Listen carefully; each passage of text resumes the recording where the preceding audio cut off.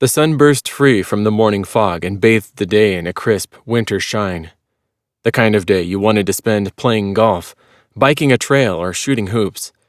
Not thinking about jailed killers, bent cops, or cheating spouses. But after my talk with Timothy Buckley last night, they were all tangled up in my head as I entered La Jolla Investigations the next morning. LJI is located on the ground floor of the 3-story law offices of DeFreitas, Helmer, Cunningham, and Alpert. The firm is prestigious, but relatively new in old money La Jolla years. The building, sharp angles of copper and brass, sits 2 blocks back from the coastline. The law partners all have views of the ocean from their 3rd-floor offices. LJI has a shingle out front, and our own office tucked in the back behind the first-year associates on the 1st floor.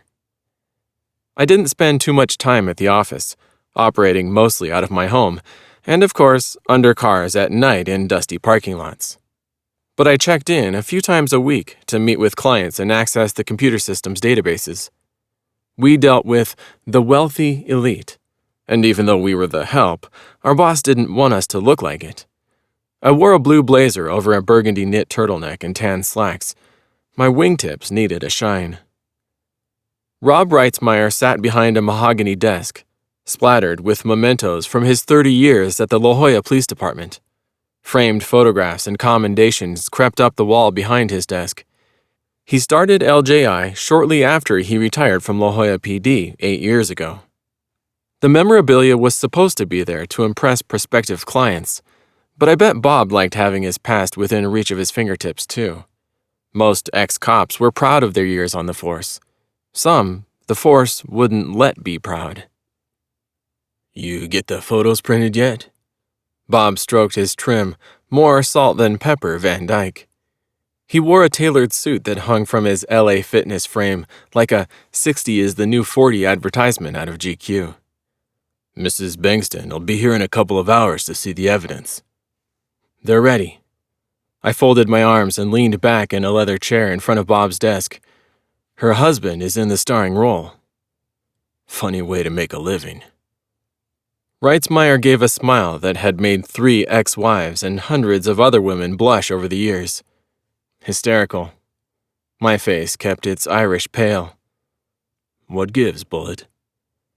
Timothy Buckley's crack about peeping through motel windows had bored under my skin. It got deep enough to scrape a nerve I'd spent the last 2 years trying to ignore. I'd found a niche, and I was damn good at it. If I made a mistake, feelings got hurt, but nobody died. Or ended up crippled. Now it felt dirty, a greasy residue on my fingers that I couldn't wash off. "When can I get off adultery duty and do something else?" "I thought you enjoyed the detail." "Only a pervert enjoys that detail, Bob." My shoulders pinched in on my neck. "I enjoy doing something well. I just think I can do other things, too." "Well, it's a great source of revenue for us. You're the best peeper in San Diego, and an important part of the team." He leaned back in his chair and stroked his Van Dyke. "But I understand how watching all that infidelity could wear you down. It certainly wore my 3 exes down." He gave me the grin again, and I couldn't help but smile. "Give me a little time, and I'll see what I can do. If business stays on the upswing, I'll bring somebody else on and move you over to something else.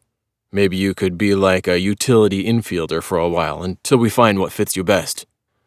"That would be great, Bob." My shoulders relaxed. "Thanks." "Hey, I need a favor. Something big from upstairs just blew in, and I have to get right on it." Bob folded his forearms and leaned forward. "I need you to meet with Mrs. Bengston solo today. Give her my apologies and say I had an emergency. And soften it up a little. You'll have to be the shoulder if she needs one to cry on. This'll be an opportunity for you to do something a little different." Not that much different. I'd still deliver the bad news in color prints, but I'd have to hold hands through the tears and show empathy. Not my strongest suit. Not even in my deck. But Bob was right. This would be a chance to show him I was ready to do something else.